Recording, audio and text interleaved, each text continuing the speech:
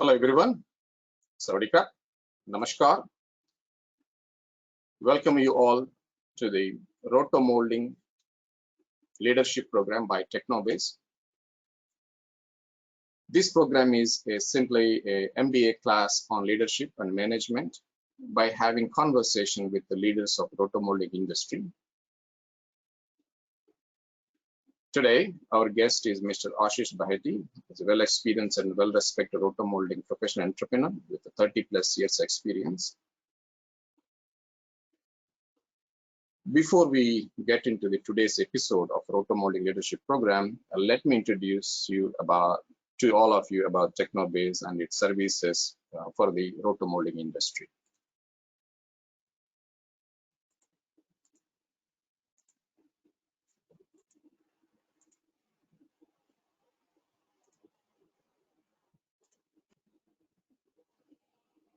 Welcome you all to being a part of the Technobase journey. Technobase established in 2005, based in Thailand, and is recognized as International Resource Center for Industries and Technologies. Services are divided into two segments, professional education and business services. We offer global services with trade exhibitions, training, conferences, consulting, publications, etc. The business focus is into the two segments, polymer industry and non-polymer industry. Plastic industry is one of the key business areas of the Technobase.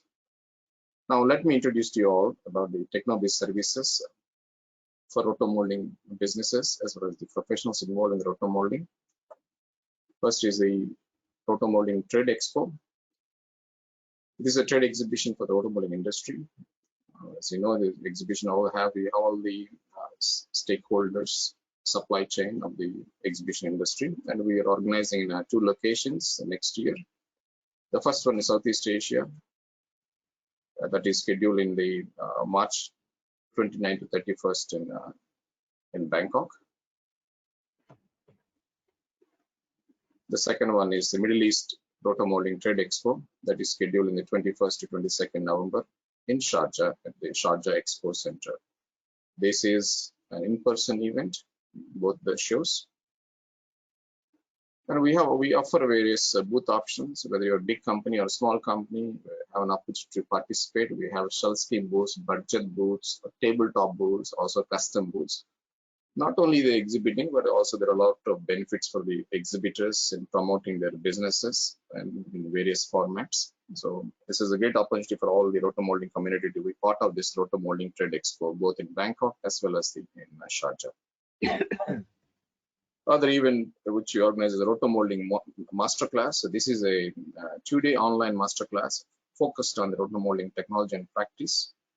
Mr. Martin Spencer is a resource person for this program. In this program, he'll be discussing about principles, practical issues, design aspects, and also advanced features of the roto-moulding. It is useful for the both experienced as well as entry-level roto-moulding professionals. The next upcoming schedule is 18 to 19 October 2022. Now the registration is open. It is an online program, so feel free to join this masterclass. We are also adding one additional service to your profile is the roto-moulding plant audit and training, which includes on-site auditing with focus on the process improvement. Along with that, we also add the training program for all the employees, and also the brainstorming sessions on the key issues related to that business. So we offer as a package for the industries who are interested to utilize. We work the consultant will be part of this program and offer the auditing service as well as a training. Other thing we do is in the Roto-Moulding Business Forum. This is an online forum focusing on latest techno-commercial developments in roto-moulding industry. The frequency of this event is 2 times a year, and the third edition is scheduled on the 7th of December. And there will be presentations and discussions in this forum. We do have the sponsorships. Feel free to contact us. So the one today, what you guys join is Roto-Moulding Leadership. This is one of our very special events. Simply a mini MBA class. As you know, we are hosting various well-experienced Indian roto-molding business leaders to discuss about leadership and management practices, lessons learned, and also advice to the younger roto-molding community. This event, every roto-molding professional should not miss, as this is going to be an inspiring for all the young people in the roto-molding industry. So as you know, the people who are in touch, there will be more people will be in the future. We will be having conversation in this roto-molding leadership. Other program we have is roto-molding research. This is focusing on the research developments related to the roto-molding. We are hosting our first event on 17th August. In this episode, Queen's University Belfast researcher is giving a talk on the developments of the research at their university. A special thanks to Mr. Mark Keynes for coordinating and supporting this session as well. We have a Roto-Molding newsletter on the LinkedIn, which we update on our activities and developments. All the members of the Roto-Molding community can share the information to us, so we will be sharing to the Roto-Molding community. And there are also advertising opportunities also available, and so feel free to contact me. And other service we offer is for the Roto-Molding Business Connect. This is basically a marketing and the branding of the Roto-Molding companies and the technologies for your digital platform. So if you're interested, you can also take our service if you want to promote through the Technobase platforms. This is a great opportunity. So we have close to 940 Roto-Molding professionals joining our various online programs today. All the people have the access link, and they'll be joining on the live session, or they will be joining on the record session. And you register for one time, you can participate, as long as all the online programs, all these, whether it is expo, newsletter, or forums, leadership sessions, and a discussion session as well. And we offer various sponsorship opportunities, advertising opportunities. You can see on handout panel, you can download the file, what kind of advertising and sponsorship opportunities are available. If you're interested to utilize our platforms to promote your business, please reach out to me or Martin. And we do an active in social media. Let's see, we promote all our activities through social media, but through the LinkedIn, WhatsApp, Facebook, and also Twitter through the Roto-Molding network. And we have video platform. And I think many of you have been watching various episodes of the Roto-Molding leadership program through our video platform on the Technobase channel. Feel free to subscribe, or you can watch them whenever you want to watch. Okay. I'm very pleased to inform you that we have a strategic partnership with the Society of Asian Roto-Molders, we call shortly STAR, to support the roto-molding industry. Through this cooperation, Technobase and STAR do promote and support each other activities appropriately, and we encourage all members of roto-molding community in Asia to be the member of this society. And not only any other association, if you like to cooperate with the Technobase, we mostly welcome. Our ultimate objective is to serve the roto-molding industry. These are some of the upcoming activities of STAR. I think this coming on the 30th July, STAR is hosting a Coimbatore Roto-Molding Regional Meet. This is a in-person event. Theme is a custom molding versus tanks, emerging roto opportunities in changing scenario. Welcome you all to participate in this event in Coimbatore in India. Please check the details with the STAR. You can also write to them at info@starasia.org. Other event, I think the flagship event of the STAR is annual conference once in every year. The next one, upcoming 19th annual conference, will be held during the 28th to 30th January in New Delhi. So feel free to check the details, and there are presentations, workshop, trade show, and also networking opportunities.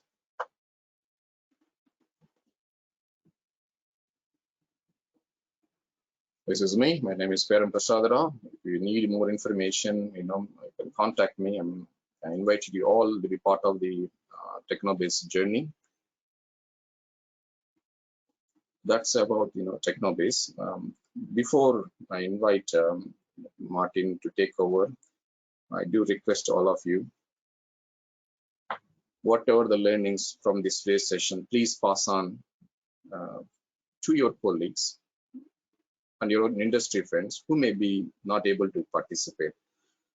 Technobase's role is simply being a positive catalyst to promote the positive change in the roto-moulding industry as well as polymer industries overall. So feel free to reach out to me. That's briefly about what is Technobase all about. And you can download the file from the handout section, all the what kind of activities we have. Now I invite Mr. Martin Spencer, the host. Without him, I will not able to organize this event. He's a key person on all the activities of the Technobase. I'm very much grateful to Martin to hosting this session today. Just give you about Martin's background, those who are not familiar, and I think many of you know very well about him. He's a well-experienced roto-moulding professional with 35 years experience in the roto-moulding industry. Currently, he is a managing director of the Unique Roto Consulting, offering a consulting for roto-moulders in the design, development, tooling, manufacturing, operations, and training. He was MD of the Rototech for 22 years. He was also chairman of ORMO, Affiliation of Roto-Moulding Organization, for 22 years. He was the chairman of the Roto-Moulding Group at the British Plastic Federation during 2006-2011 for 5 years. He is an instrumental in all roto-moulding activities organized by the Technobase. And again, special thanks and grateful to Martin for his support and guidance. So let's welcome Martin Spencer to take over and to host today's episode of the Roto-Moulding Leadership. Martin, all yours now. Okay. Okay, is that better? Yeah. Proceed. Okay, welcome everybody to this, our 5th session.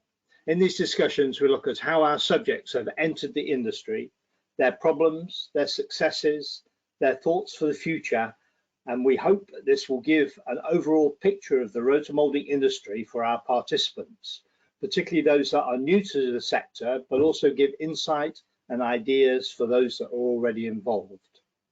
Today we will be welcoming Ashish Baheti, who has been instrumental in forming and growing the company Vectus Industries in India. We're going to look at 2 brief videos to give us a little bit of background on Vectus and Ashish before we start our discussion. Here is the first video.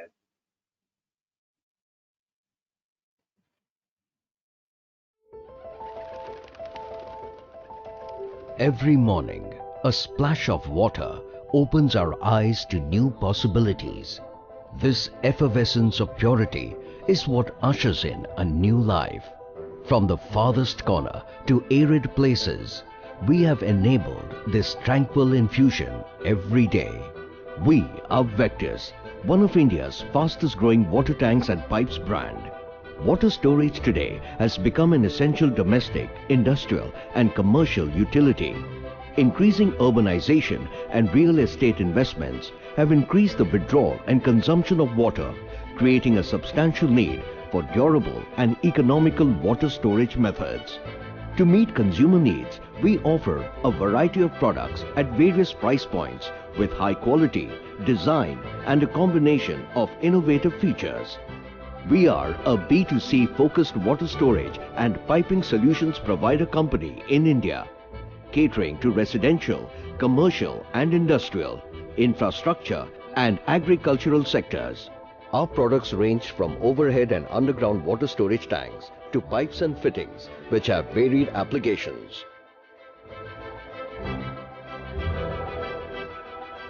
Going forward, we plan to expand our portfolio by introducing high-end products, by making innovations in our existing product range, as well as increasing our market share geographically across our product verticals and product offerings, and enhance our capacity utilization.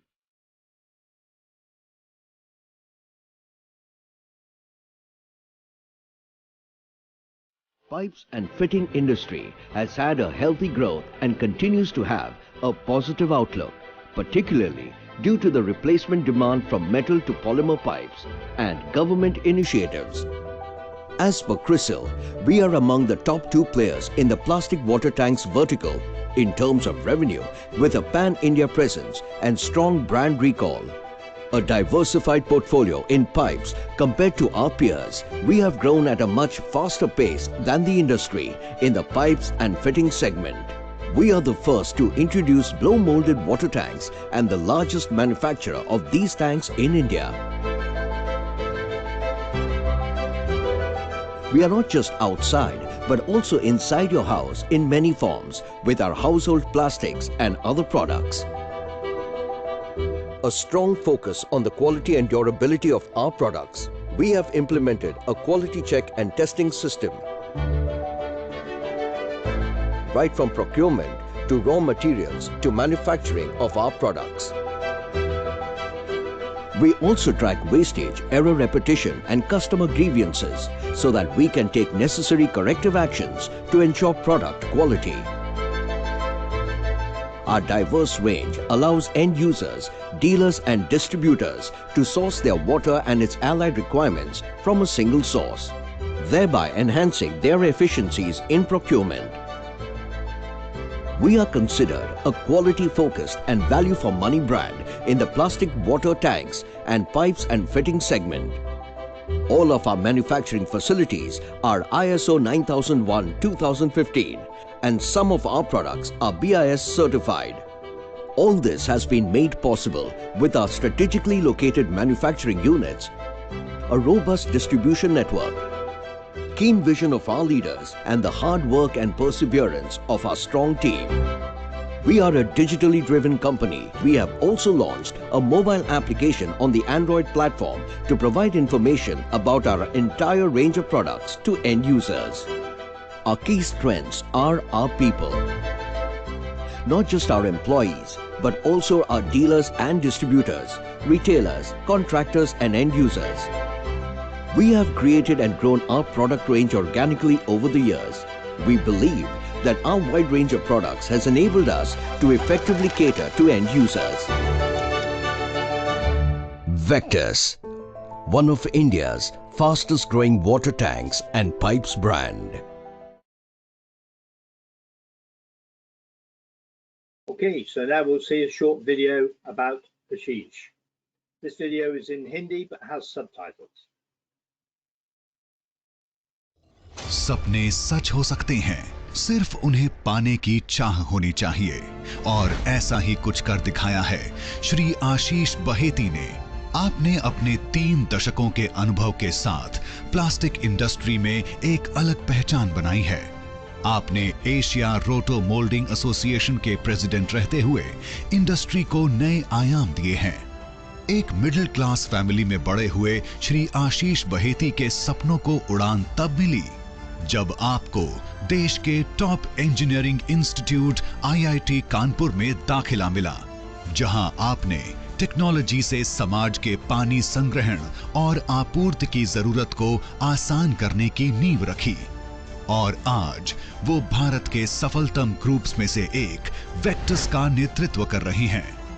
बदलते समाज की बदलती जरूरतों को ध्यान रखते हुए आपने हमेशा इनोवेशन और नई तकनीक में विश्वास किया है। आपकी ये जर्नी नई पीढ़ी के लिए प्रेरणा स्रोत है, जो उन्हें अपने सपनों को पूरा करने और जीवन में आगे बढ़ने में मदद करती है।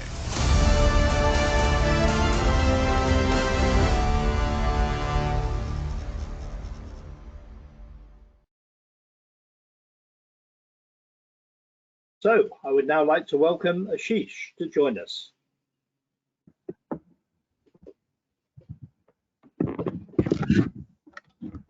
Hi, Martin. Hello. Hope you are well. Right. So we've seen these impressive videos about yourself and your company. Tell us a little bit more about your company today. How many plants do you have and how many employees, that sort of thing? Good afternoon, everyone in India, and good morning or good evening to everyone else all over the world. So about Vectus, first of all, it's a multi-product diversified group into various manufacturing various kind of plastic products. Right now, it is part of Waven Group, which is a world market leader in the piping solutions. And we recently joined hands with them in February. And after that, we have become part of this Waven Group. Waven is itself is a very big company, one of the market leaders of plastic piping in the world, with a revenue of around $3 billion approximately, which also is a part of Orbia Group, which is a listed company in Mexico, and it's a multi-product diversified company with a $10 billion revenue. So now, after Vectus joining hands with Waven, we have become a part of a multinational group. As far as Vectus India is concerned, the revenues is in this year is expected to be around 160 million US dollars. That is, if you talk in Indian currency, that would be around 1,300 crores.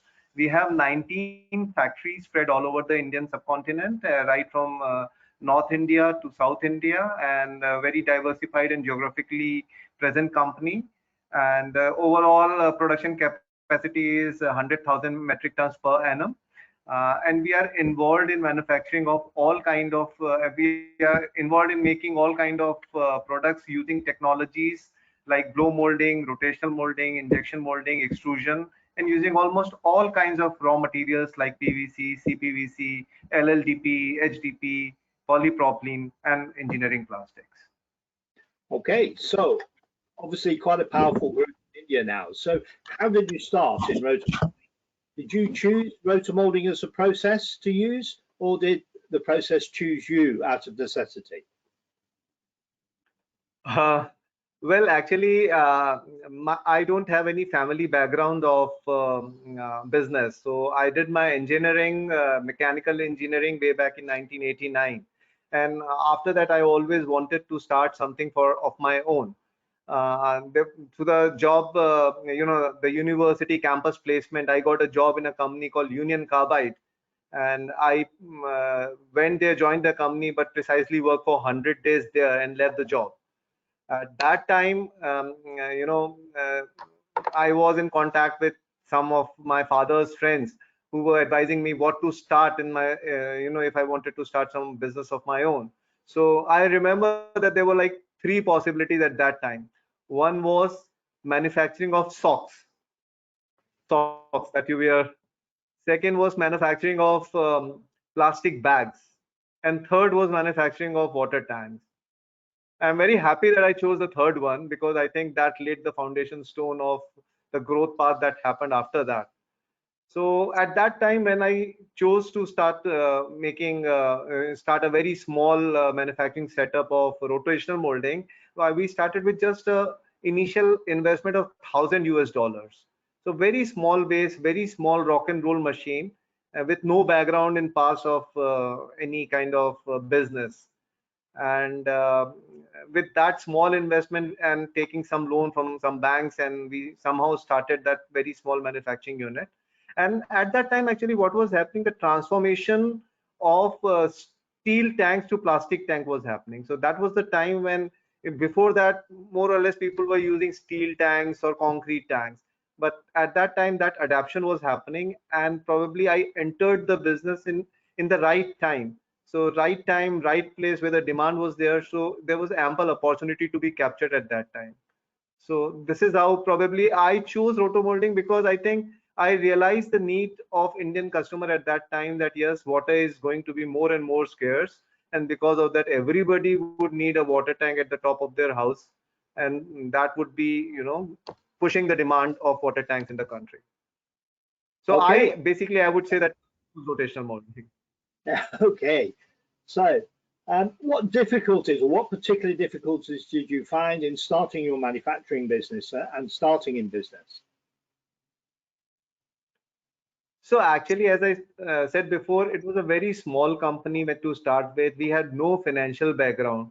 So, and because no financial background in the sense that we couldn't have hired more number of people to do job. So right from, learning things like writing of account books, I was doing my own accounts. I was sitting with my chartered accountant and writing the cash book and ledger. And at that time, computers were not really very popular. So it was more of writing it on normal paper books and all that. So I was doing that. Even, I remember going to local markets to buy screws and smaller things that you need for your day-to-day manufacturing. So I was like my purchase manager, I was like my CFO. So I was doing all the things myself. I remember sitting outside the retailer's shop just to sell some tanks. I was waiting for a few hours outside his shop so that he gives me upon appointment and talks.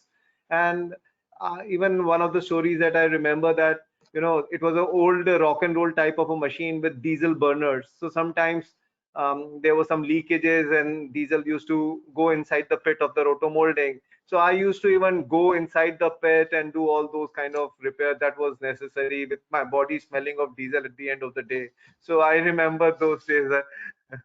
And Yeah, I'm right. I remember very similar when I was starting my business, exactly the same. You have to Uh, learn at the start, you have to learn to be able to do every job, but hopefully soon you can pass those responsibilities to others. If Yeah, I you're think just, most of the roto molders have gone through this phase, because roto molding normally people start with as a small business and slowly yeah, they grow. I think most of the yeah. people would be finding it similar to their story. So Vectus is mainly involved in water, both drinking water and processing water after use, so sewage tanks and things like that. Um, is this your sole sector you're involved in, or do you make other type of products as well? Can you repeat that question, please?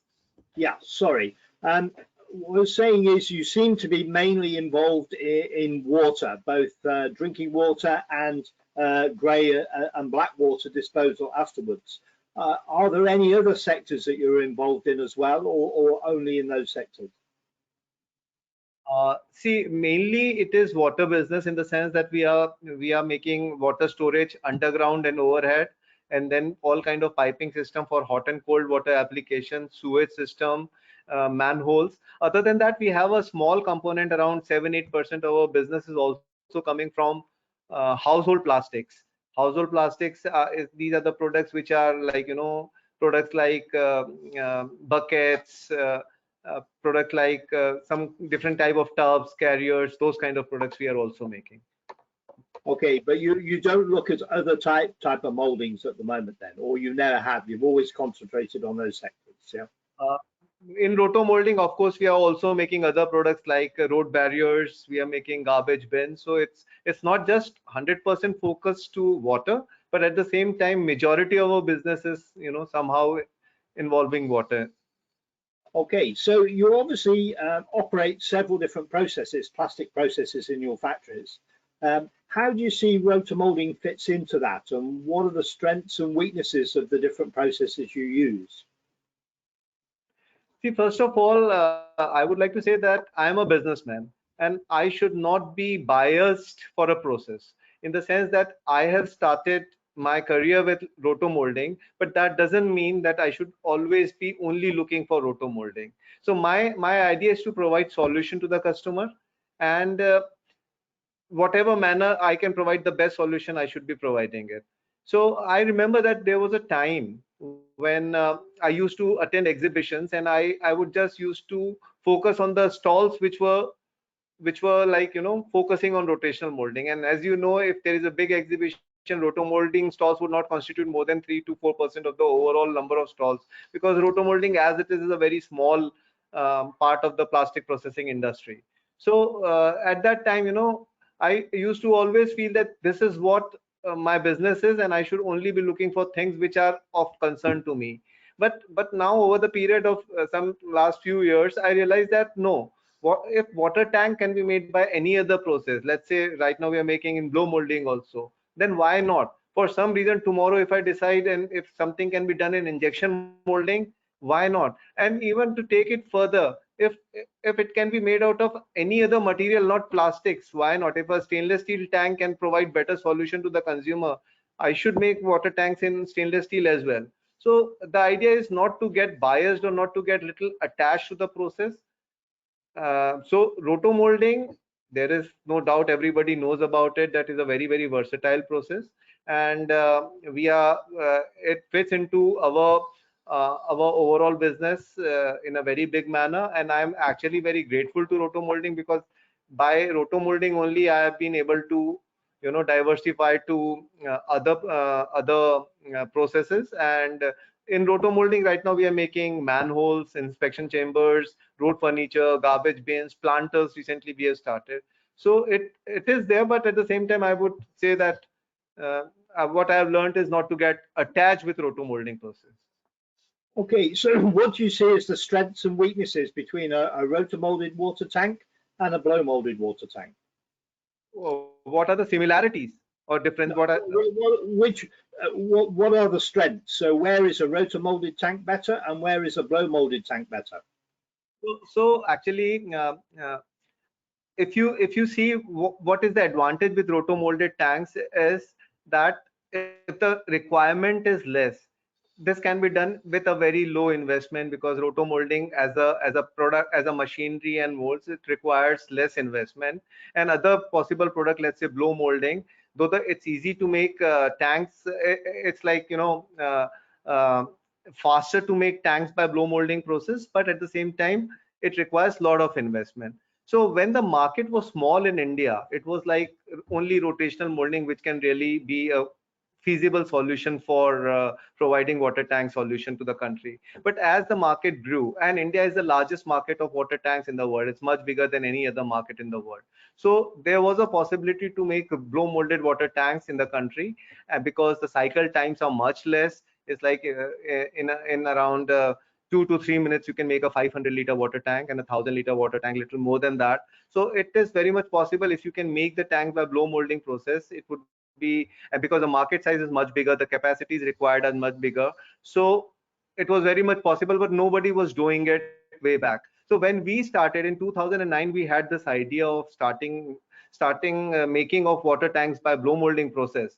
At that time, no somebody in Germany were doing it, but that was for a different purpose. But we thought that if we can make a machine which can make blow molded water tanks of big capacities up to 1,000 liters and above, it would be a great thing, because in India the market was growing very, very fast.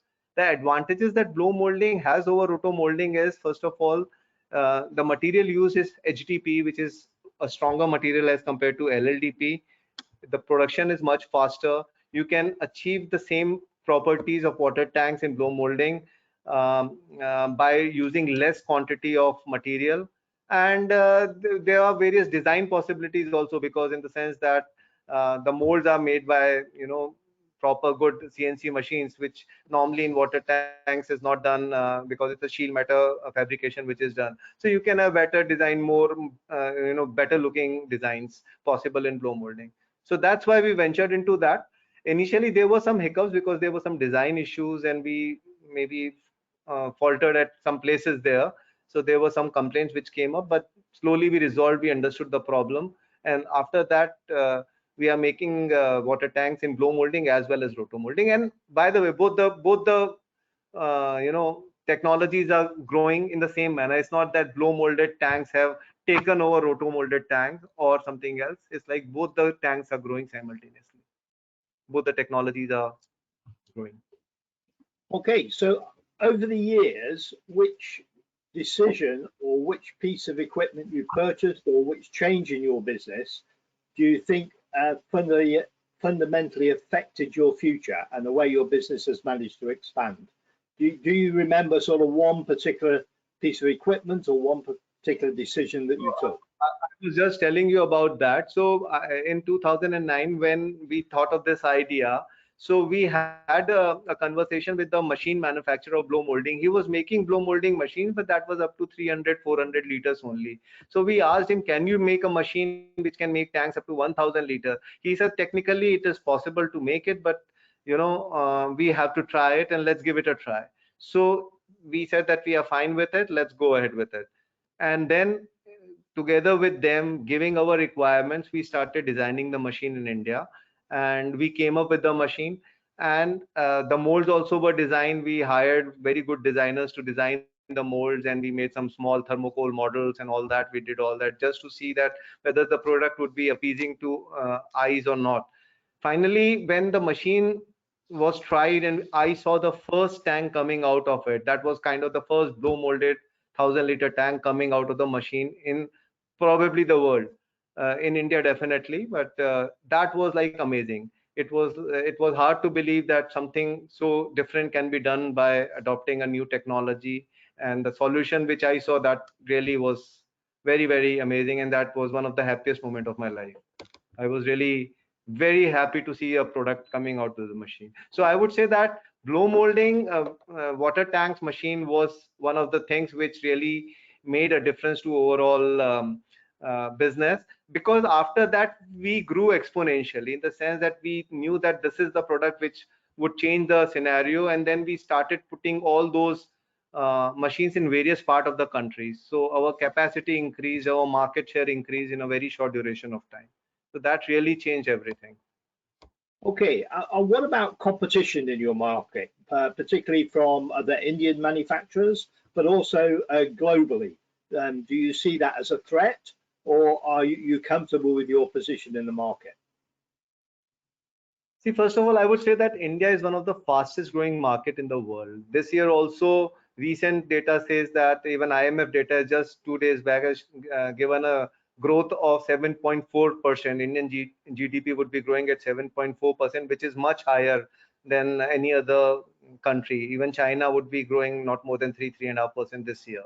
So India is the largest, fifth largest economy in the world, and from the purchase power parity, it's the third largest economy. So which is the fastest growing, in such a fast growing economy, has a lot of potential and growth potential, and that's why a lot of foreign companies are looking at Indian market. And that's the reason that Wavin was looking for some partner in India, and we joined hands with them, because they know that if you see in Europe, and I'm sure that you know more about it, the growth is hardly anything. So all the European and American companies are looking for other markets, and obviously India tops the list in that. So the global competition is coming to India. At the same time, Indian companies are also gearing themselves to face this competition from the global companies. So there's another company in India called Ashirwad in piping sector. So they have joined hands with Ali Axis. Ali Axis is also a Belgian company which is also very big in worldwide. So from that perspective, I see a lot of things happening in India, but at the same time, a lot of wealth is being created in India. A lot of the market growth is phenomenal, and this collaboration with Wavin is a milestone, and will give us a lot of opportunity to grow in future. As far as competition from other places, let's say China, our product line is not such in which we have significant competition from China, because let's say in water tanks, it's not possible for Chinese manufacturer to sell their products in India. Piping, I think Indian industry slowly is taking the charge, and we never had very significant presence of Chinese piping segments in India. So I don't think we are facing much of the competition from local and the global level. Okay, yeah, we would be very glad of the 7% growth in Europe at the moment. I think forecast yesterday that the UK will only see 0.5% growth in the next year. So a long way from what India is doing. So how important do you think that product quality, company image and marketing is in the marketplace for you? Extremely important. I think everybody here would know that marketing and the product quality and image of the company is very, very important. And it's not just important from the point of view of consumers. Let's say in our case, it's a whole chain. We have architect or a consultant who needs to be influenced, and then there is a distributor of the company, then there is a retailer of the company, and then there are influencers like plumbers, and then there comes the consumer. So it's the whole chain. So we have to be truthful to all of them. We need to educate them, we need to tell them about our products, we need to give them various kind of incentives to prescribe our products. So I think marketing is very, very important, and that's why we as a company right from very beginning have been doing a lot of activities to improve our brand image, to improve our marketing things. We have brand ambassadors who are popular faces in India. We use a lot of social media these days. A lot of social media, the importance of social media is increasing very much, in the sense that conventional medias are slowly, more and more growth is coming in social media part as compared to the conventional thing. So we are very, very active on social media. We do a lot of training programs, because a lot of new products we keep on introducing. You have to tell these technicalities of all these products to the whole chain that I was talking of. So that is also very important. And to be in touch with consumer is also very important. So we are like, from all possible methods, we are trying to directly connect with all the 5 chains that I was talking of people who contribute to our sales. Do you think the perception of plastic products in the water tank and water storage market has been affected by poor quality of products produced by competitors sometimes? Has that affected the product's reputation? Yes, it does. It does. It really does. But I think slowly market is now understanding the importance of good quality product. What I have seen in last 20 years, I have seen many small companies coming, destroying the market for 1 or 2 years, and then they are getting wiped off. So it's like a cycle. But those companies who are making good quality product, they are continuously increasing their market share. They are continuously increasing their revenues and profits. So I think slowly people are also realizing this. And now what has happened in water tanks in India, all the piping companies, which are big companies in India, they are also now into water tank business. So that has also helped India, this segment, water tank segment, to get consolidated in favor of good quality products, better branded products, consistent quality made by good companies. So it happened in piping industry 10 years back, but slowly now it is happening in the water tank industry as well. So what is happening is the unorganized sector, what we call it in India, unorganized sector is small companies who are just making bad quality water tanks. They are getting affected by this, and good quality companies are getting more and more of market share. So this is happening, and I think this is happening not just in our industry, piping and tank industry. It's happening all across all businesses. Big companies are getting bigger, small companies are getting smaller and getting affected. Okay, so that's good to hear that that quality is beginning to prevail, because it can be a problem in fast-growing markets such as India. I think that the quality of everybody gets pulled down if we're not careful. So what about plastic? Sorry. I'll give you more examples.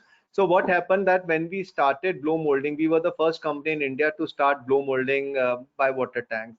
So there was some problem that happened in our designing of the water tanks. So in the sense that some mechanical failure started happening after a few years of installation. So what happened that people who copied us, they copied us wrongly, in the sense that everybody made that wrong design because we were making that wrong design, and because of that everybody had the similar problem. And then really everybody at one point of time, maybe 4 or 5 years back, everybody was thinking that now blow molding would be out of the picture because it cannot make good quality tank. But the problem was not with the process, the problem was with the design. And then everybody corrected it, and now everything is going fine. So it's like, at times people just do it blindly, and that really affects the whole industry. Yeah, that's a lot of people who copy don't realize the intricacies of design sometimes, and they copy a general product and don't realize the background thought that needs to go into it from that point of view. What about the plastics in the environment problem? Plastics has got a bit of an image problem in Europe and North America at the moment, and recycling is obviously a big issue. Do you recycle your used material, or do you use recycled material in your process? Uh, See, Wavin as an international company or a multinational, they have certain goals to achieve, in the sense that they have committed to themselves that in 5 years from now they would be using so much of reprocessed plastic. So now we, being part of that organization, we are now devising ways in which, without compromising to the quality of final product, how can we use the reprocessed material so that we can leave less carbon footprints in the to the environment. So now, yes, as a company, as a responsible company, we are looking at that option very seriously. Yes. Do you look to take back used tanks when people buy new ones and recycle them, or not yet? Only if it is made by our company. If there is some, we give a guarantee of 10 years on our product. For some reason, if there is a problem with the tank, we take that tank back during the guarantee period. And when you But take that back, do you recycle it? yes, we recycle it. Yes. Okay, so over the years, you've made various cooperations and licensing agreements with overseas businesses. Tell us how these have impacted your business and what you would tell people about the benefits of this are. Okay, so one of the collaborations that we have had in past is with Flotex of Mr. Jalal Basil. I think everybody knows him here in India. So that was to launch a product in India, which was not available in India at that time. That is underground manholes and inspection chambers. So what I realized after the collaboration, that uh, it's always better to join hands with others, in the sense that why to reinvent the wheel. If I would start designing a underground manhole or a water tank, I think it would require so many efforts from my side, and I'll do mistakes, and then I'll again learn from it, and then I'll again do more mistakes. So it's better to learn from the experiences of people who have already done it. So basically, why to reinvent the wheel if it's already there?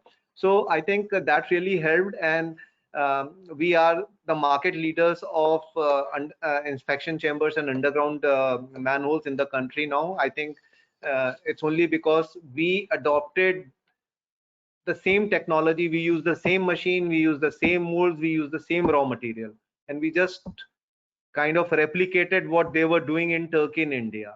So that really helped. Similarly, when we talk of the collaboration that we recently had with Vaven, so Vaven has the complete know-how of so many systems. They were the ones who actually were the first company in the world to make a PVC pipe. They invented, you can say, PVC pipe in the world. So from that perspective, it's always better to learn from the experiences of company who has gone through all these things from last 40-45 years. And secondly, I feel that innovation is very important in for any business, because only I have seen quantum jump in my business only through innovation. So whenever I've done some innovation, I have really gone to the next level. So innovation comes by kind of default when you do with a foreign collaboration, because you adapt something from them and you just implement that in your country or your area. So I think that really helps, and it has helped me a lot in the past. Okay, so we've all been suffering from price increases in the recent year or two, both in fuel and in raw materials. How do you see this affecting the future of both Roto-Moulding and also your other plastic businesses? I think these are things which are cyclic in nature, and they keep on happening. I have seen many cycles of this kind in my career in last 30 years. It has happened. It has come back to normal. So yes, these are difficult times, not for just Roto-Moulding, for every industries. If you see results of all the listed companies also, there is a very negative, you can say, profit growth which is happening. The revenues are increasing, but the profits are going down. So these are the things which are happening, but I think they are just temporary in nature. And as the overall macroeconomic situation improves, I think they would automatically will be taken care of. But yes, right now we are facing a lot of challenges, and a lot of stock losses are happening. And because now the raw materials are going down, so because of that, there are a lot of losses which are happening on your inventory costs. Okay, so do you see a strong future for infrastructure manufacturing generally in both India and Southeast Asia going forwards? Yes, I am very sure about it. And what is happening in last 5-10 years, the new government that India has is really working hard to improve the infrastructure situation in India. We are talking of hundreds of smart cities being made. So everywhere there would be requirement of infrastructural product. like manholes and like piping systems, underground piping systems, overhead, all those kind of things are now happening in India. I see a huge difference. I have been to Europe recently, and I just try to compare the infrastructure of Europe to India. So when I used to go 10 years back to Europe, there was a huge difference when I used to compare what is happening in India and what is happening there. And now if I compare, I think the gap has reduced a lot. So I'm sure when you also come to India, used to come to India 10, 15 years back, and now you see the quality of the airports, the quality of the roads, all that infrastructure. There's a huge difference, very visible difference. So yes, I think the way India is now changing, there is a lot of potential for all these infrastructural products, and I'm very optimistic about India right now. Yeah, you are right. I mean, I've been coming to India for 20 years and the change is phenomenal.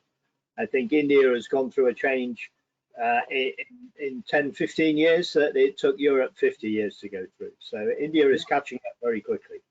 Yeah, and if you see, at times I feel that India is infrastructurally and maybe service-wise better than Europe, in the sense that I had a horrible experience at the airports of Europe this time. Everywhere there were strikes, and flights were getting delayed, luggage was not delivered, and for 7 days it was nobody was able to track the luggage. So all these things were happening, whereas I don't see any of these things happening in India at all. So I think in some aspects India is even better than Europe. I think in airports and flights and transport at the moment, you're absolutely right. It is somewhat chaotic, particularly in the UK as well as the rest of Europe. But do you see everywhere in Scandinavia also, which is considered to be one of the most, you can say, developed places, even in Europe, they also were facing a lot of challenges. Yeah. So do you see what is happening in India at the moment also spreading throughout Southeast Asia? I doubt that, because what we see in, let's say, Sri Lanka, everybody knows what's happening in Sri Lanka. They are almost bankrupt. Even in Pakistan, I think they are nowhere what they used to be 30 years back. So only one of the country which I think is doing little better is Bangladesh. So I think it's not a South Asia phenomena. It's more of a India phenomena. It's only because the government, the seriousness of the government, and overall way things are happening in India are much more positive than any other neighboring country. So I think we are much better placed than any other country. Do you think India can become a global manufacturing hub, particularly for roto-moulding, like China has become over the last few years? And do you think STAR, the Society of Asian Roto-Moulders, has a role to play in that? Yes, I've been associated with Society of Asian Roto-Molders from last 17, 18 years. And I have seen how the industry has changed, Indian industry has changed in last 15 years. And I think STAR has played a vital role, in the sense that roto-molding was such a niche industry, such a, you can say, a unique industry, that unless there was some kind of a organized effort to bring foreign technology to India, nobody would have bothered about India. So I think STAR has really played a big role, and now we are definitely almost at par with the world as far as roto-molding industry is concerned. The knowledge here has tremendously grown in last 10, 15 years. The collaborations have happened with foreign companies, and the quality of product that we have and the knowledge base that we have is like much, you can say, uncomparable to what it was 15 years back. So we have achieved a lot in India in roto-molding in the last 15 years. Do you see the Indian plastic industry starting to export in a very big way like China does? Or do you think that your home market is big enough that it's absorbing all the expansion at the moment? It would be difficult to right now say anything on that. But what I'm seeing is, yes, Indian market itself is such a big market that even all the companies and all the investment happens focusing on Indian market also, that itself would justify the investment. But having said that, yes, Indians are one of the best entrepreneurs in the world, and they have really done a lot everywhere. So it's not that if that kind of growth would happen, that would be limited to the Indian market. It automatically would go abroad. But right now, I am not seeing a lot of things happening with export as a kind of target. China is working a lot on creating capacities for exports, but in India, I think everybody is working on India market only. So possibly not in near future, but yeah, if growth happens, that can be a possibility. Right now, India is, as far as China is concerned, India has two reasons. Most of the foreign companies are trying to change from their manufacturing base from China, so they are looking for some other country. So China plus one, which normally is called in normal business language. So China is one base, but they need another base because nobody is very sure about what will happen in China. So they want another base. They just don't want to depend on China as their manufacturing location. And then in India, there is another possibility, another way of looking at that. India has been importing a lot of value added products from China, and they are giving raw materials to China and importing some value added products from there. So replacement of China is again a very big theme here in India. So all the imports that we are doing from China, India is buying a lot from China. So producing those things in India is also a very big thing. So these two themes, China plus one and replacement of China as an import for Indian business, these two things are catching up, and that is giving a tremendous growth opportunity to Indian companies in all segments, not just plastics. I think it's all the segments. Yeah, just something that comes to mind at the moment. Obviously, Indian roto-moulding industry was buying a lot of tools from China, and I see now that a lot more companies in India are beginning to manufacture top quality tools. Do you buy your tools in India or China, or a combination of both?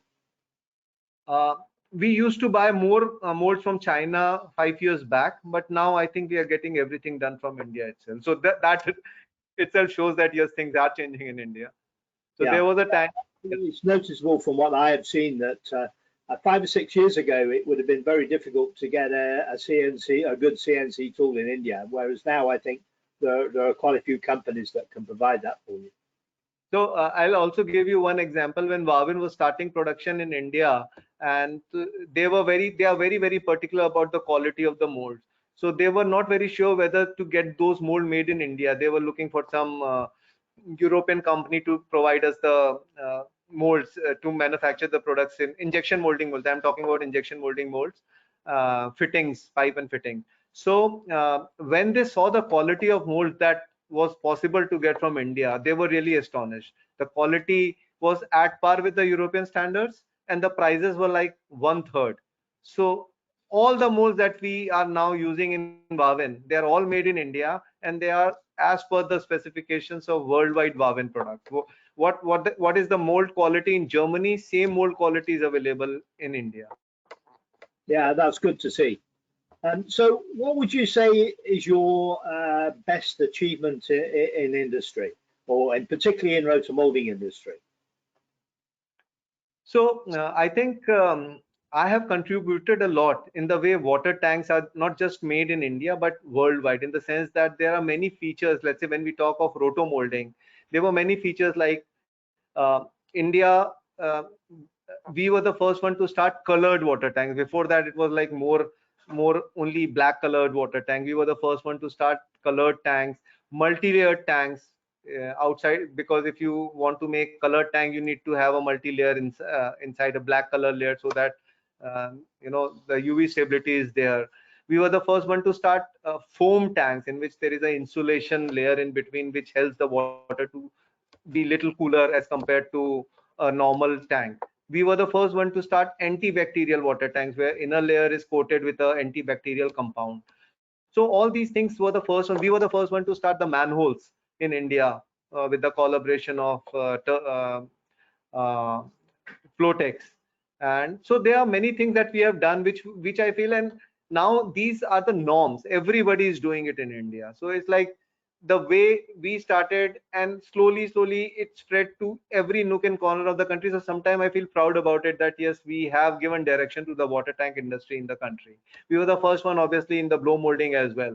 Now if you see, 40 to 50% of the market in India is blow molded water tank. So we were able to just give a direction, and slowly this is not just spreading to India, it's spreading everywhere. I'm sure you must have seen a lot of water tanks even in Latin America, even in Southeast Asia. They are now blow molded. China also doing a lot of blow molded water tank. Is what it was never there before we started. So what I feel is we were able to give direction to the water tank industry, not just in India, everywhere.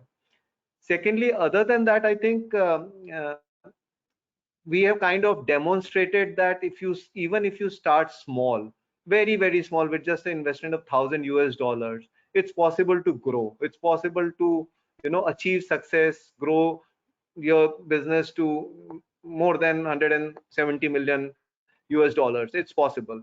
And I think what I also one other thing that I feel is like being associated with Star, we were able to bring that transformation. It's not just something that I have achieved. I was able to contribute to the industry, what to the maximum possible way through Star.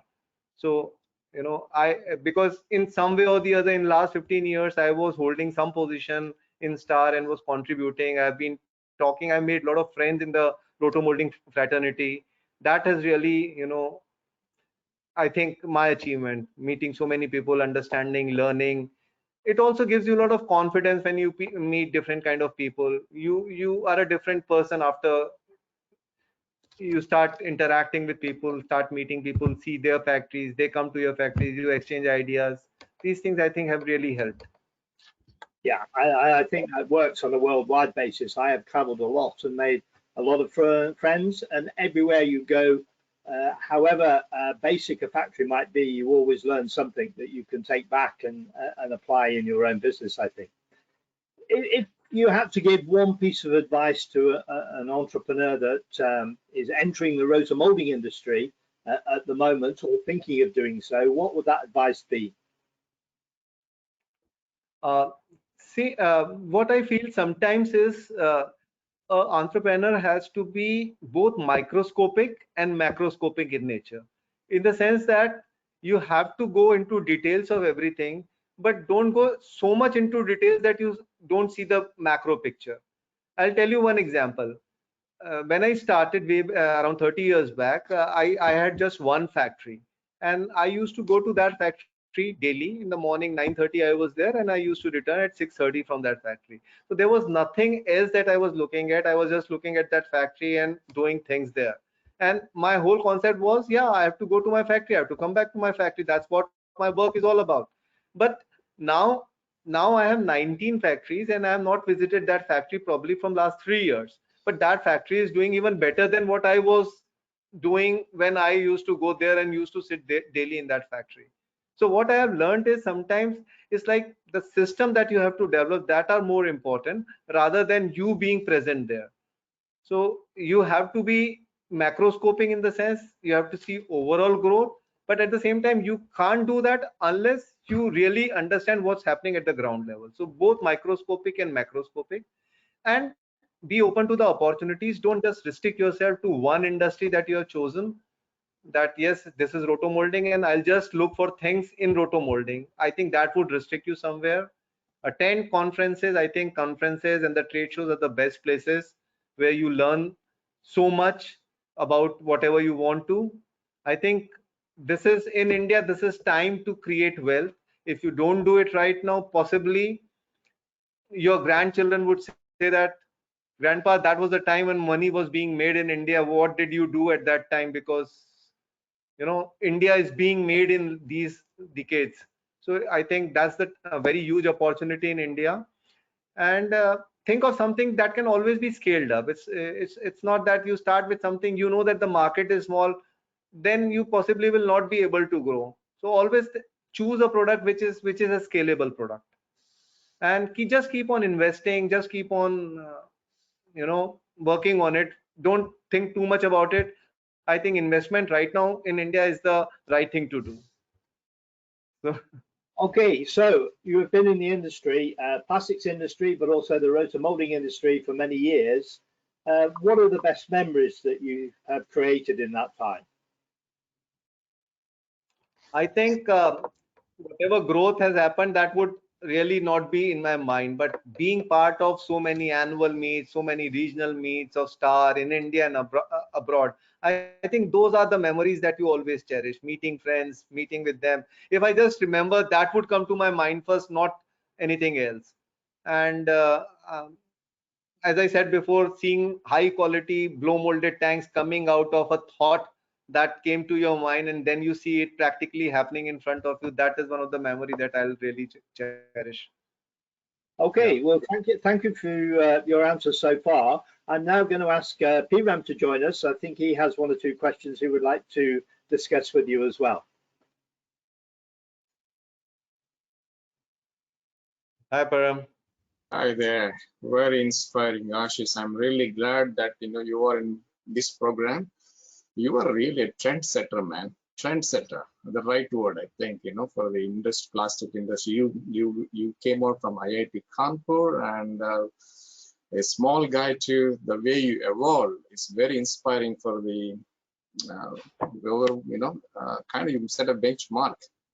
It's fantastic. Thank I'm really happy that you're part of this Roto-Moulding leadership program today. you so much. Okay, I have a couple of issues in addition to Martin. Martin, thank you very much. You had addressed a lot of interesting issues with Ashish. One thing I'm amazed, you have 19 factories, so many dealers, and your product is consumer-based product. And then how do you manage your time, man? What's like, 19 factories, so many dealers, and you have a family to take care, how you balance your work and family. So can you talk about your time management mantra? See, first of all, I think one of the I think I, being the leader, my responsibility is to create more leaders. So till the time I keep on doing things by myself, I would never be able to complete my job. I used to do that, but over a period of time, I've learned that it's like I should be the leader, not marching ahead of everyone, but at the back of everyone, that you do the job. If there is any problem, I'm there at your back. So I think that probably is something which helps me in managing 19 factories. And secondly, I think digitalization has really helped us a lot, in the sense that we were the first company in plastic to adopt to SAP HANA in India. We were rather rewarded by SAP HANA. Our IT head went to Florida to receive an award from SAP, that we were the first company in India to do that.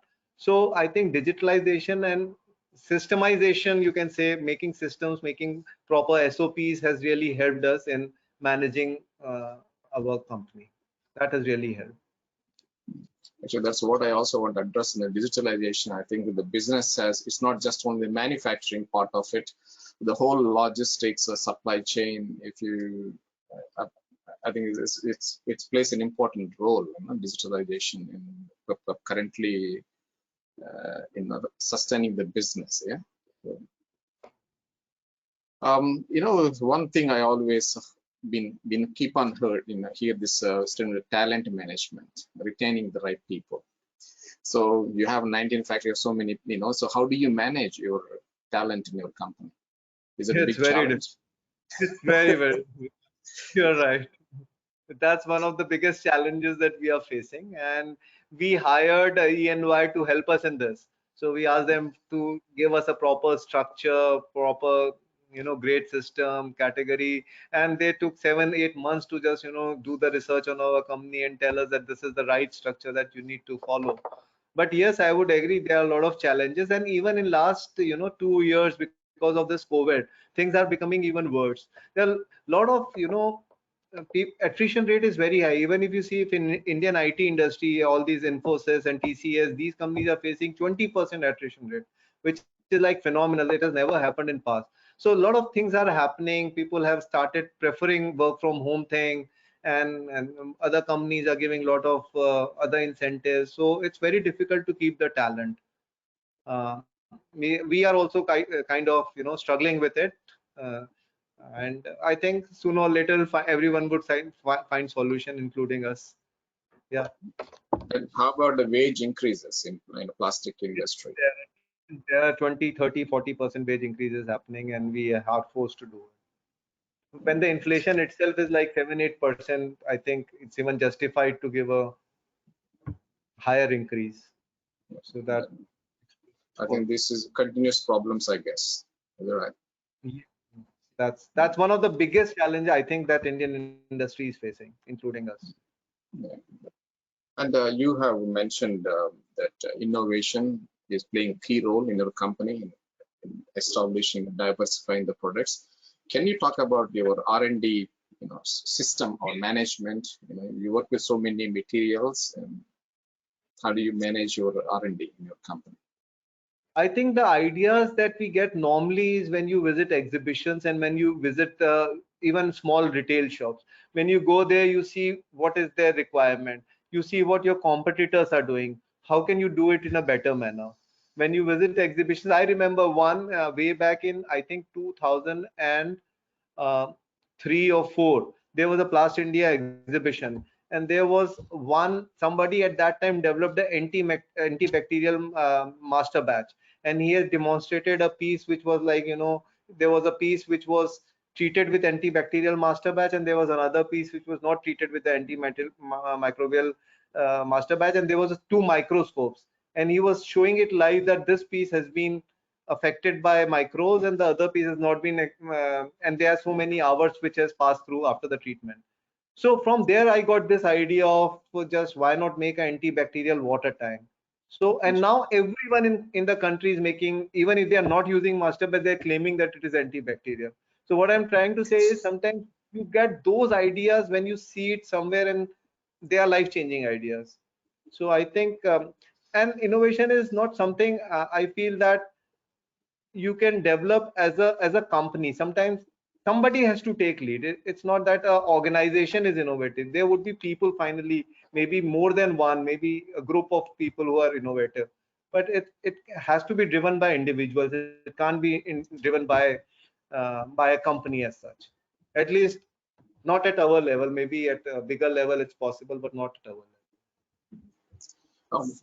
Is the COVID impacted you? Now, of course, we are in the post-COVID area. How is the impact of the COVID? Or is it a lot of transformation happened during the COVID times? Fortunately, yes, in a positive manner, in the sense that after COVID, the payment situation has really become very, very good. So overall industry has changed. I think before COVID and post COVID, one of the best things, fortunately or unfortunately, has happened is that payments have, matlab, the credit, nobody is giving credit now. It's like cash and carry basis, which has really improved the cash flows in the hand of the companies. Other than that, what has happened, as I was saying before, the transformation from unorganized sector to organized sector has also happened, because in difficult times only people who are stronger, they sustain. Those weaker people slowly get affected. So industry has got a kind of consolidation towards you can say organized sector.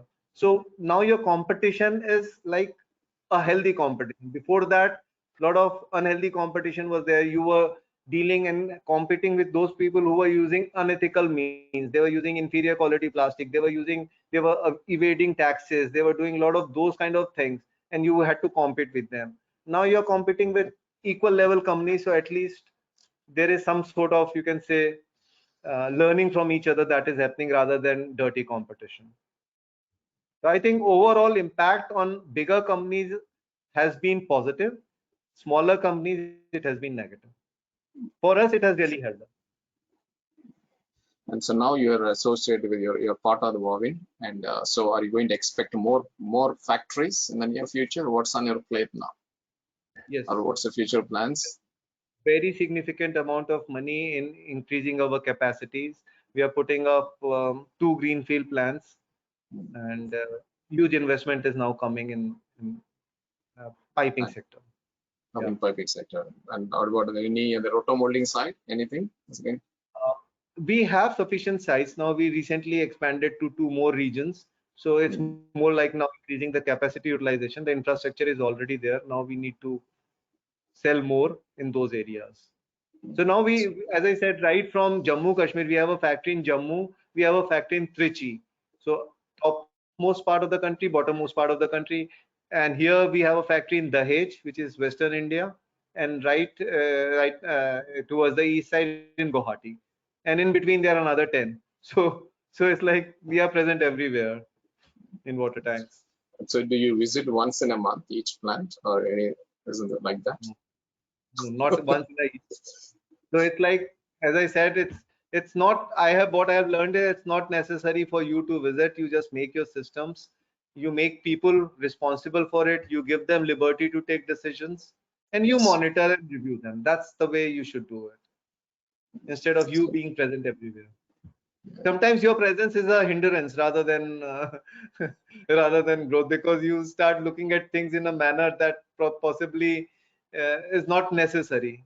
So you look at a macroscopic picture rather than a microscopic picture. Yes. Yeah, super. Well, a part of this conversation on the Roto-Moulding leadership is I have started, but they're asking from now onward, asking every guest to give some guidelines. We call it Roto-Moulding best practices. So, Yeah, can you share as a final part of this session, today's session, share yeah. your I made a, guidance? I'll share this. Yeah.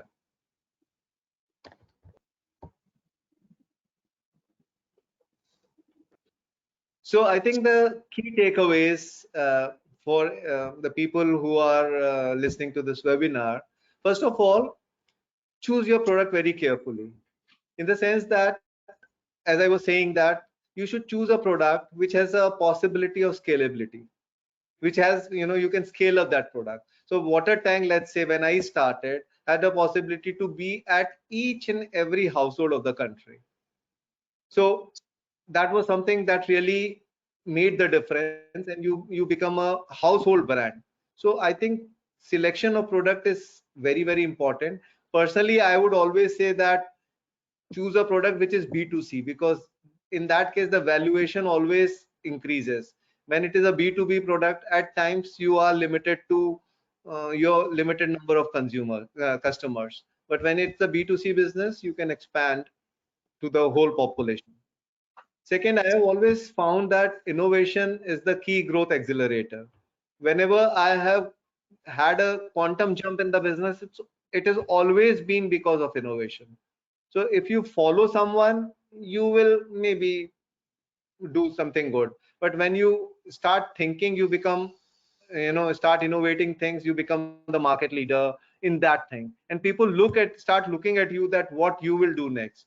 So, and as I said, that the things that really changed my company's perception. So I'll give you an example, in the sense that when we were making water tanks, we were the companies who were introducing new features every year, something new, something new. So people were always looking at us, that what you are bringing is always good and different, and that helps them to get more margin when they sell. So when we entered into piping business in 2004, so wherever we were selling water tanks, everybody said that, okay, we'll buy your pipe, because they had that faith in us, that yeah, whatever you would be doing would be of good quality, would be an innovative product. So that helps. So I think innovation is one of the main thing which would help you in achieving growth. And always be in a learning mode. Be always part of trade shows, exhibitions, seminars, meet people, understand. There's so much to learn, in endless. I think you can never stop learning. And what I feel is, at times people think too much ahead, in the sense that they say, okay, this is what I want to be 20 years from now. But I think it's it's it's actually foolish to really think so much ahead in future. If you just keep on planning your expansion plan for next 3 years, that's more than enough. So what I think, what we did in last 30 years of our existence, we just, whatever we were earning, we were investing. So that was really something we kept on, because the market was there. And if you expand, you get the best return out of your money. If you keep it in bank or you invest anywhere else, you'll get some return, but not same as you get in your own company, because you are seeing it, you're monitoring it, you're doing it yourself. So I think expansion is something that you should be looked, but not too much in ahead. Just 4 years of your planning should be there. And there is one more thing that I would like to add. People just keep on thinking about profits, how much profit the company is making, that's it. But I think that's not important. What I have learned is, profit is important, but more than that is how much valuable is your company. Because when we had this collaboration with Bhavan, this value really played the role. It was not that profit what we were making. It was like how much value we have created. And this collaboration only happened because Wavin saw that there is so much value that Vectus can add in their portfolio in India. So it's always the value and not the profit that you should be focusing on. Obviously, when profit increases, value automatically increases, but your focus should be on value rather than profits. And one more thing I would say is to not get attached to a solution or a process. You are a businessman, you should think like a businessman, you should not think like a roto-molder.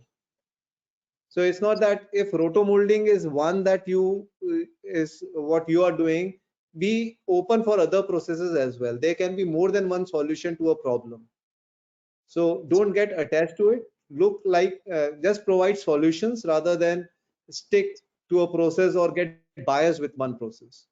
And obviously joining hands with other companies would always help you. It's like 1 and 1 becomes 11 rather than 1 and 1 becomes 2. Right from the very beginning, I was doing this alone. I joined hand with my partner Atul, and both of us really took Vectus to the next level. Then we joined hand with a private equity firm in 2014. That really helped us to take it to the next level. Then now we have recently joined with Wavin, and I'm sure that would also create history. So from that perspective, I feel that joining hands always helps. So these would be the key takeaways, Param. Fantastic. Best takeaways, guys. I think it's really you put nicely with solid points for the audience, for the industry, how to run their businesses. Thank you very much. Appreciate. Now invite Martin take over. Martin, it's all yours now. Thank you very much, Ashish, sharing your insights in it. Thank you. Thank you. Ashish, I'd very much like to thank you for giving up your time today to have this discussion. I hope it has been enjoyable for you as it has for me. Have you got any last points you want to sum up, or any subject you want to go back to that you don't think we've covered properly? No, I just want to thank both of you for this, giving me this opportunity to be part of this conversation. And thank you so much, Martin. Thank you so much, Param. Okay, so we hope that all our participants have learned something today to take away to help them in their business. My thoughts are, if they haven't learned something, then they haven't been listening properly, because we've given them a lot to think about. So thanks again, Ashish, for your time and for a very insightful conversation. Our next leadership interview will take place on August the 31st, when we'll be talking to Reo Strom from Motoral in Finland. So I look forward to welcoming everybody back for that discussion, which I'm sure will be very interesting. Okay, so goodbye for now. Thank you, everyone. Goodbye. Thank you. Thank you, Martin. Before we end this session, let me guys give you some more input in additional things related to the leadership program. First of all, you can watch this session again at the on YouTube at the Technobase channel. Feel free to watch it out. And also not only this episode, but also all the past episodes of the Roto-Moulding leadership is available there. So please check it out. And along with what Martin has mentioned, there are so many experts, specialists, leaders are in pipeline in the future in each month. So in September, so please check it out, or please join, please be the member of our Roto-Moulding programs of the Technobase. You will learn a lot from these leaders, their experiences. Okay, and special thanks to Martin for hosting this session today. As I mentioned, there's a past episodes, like these are available on YouTube. The past episodes are Mr. Zelal, okay, Mr. Bill Spenceley, and Gary Rattigan, and Mr. Ravi Mehra, all are available. If you missed that one in the past, you can watch them now on YouTube at the Technobase channel. Feel free to check it out. Okay? Thank you all for joining this session. I welcome your comments, suggestions, or input to make our programs useful to you all in the Roto-Moulding industry. And I look forward to seeing you in the next episode. Thank you very much. Kapindra.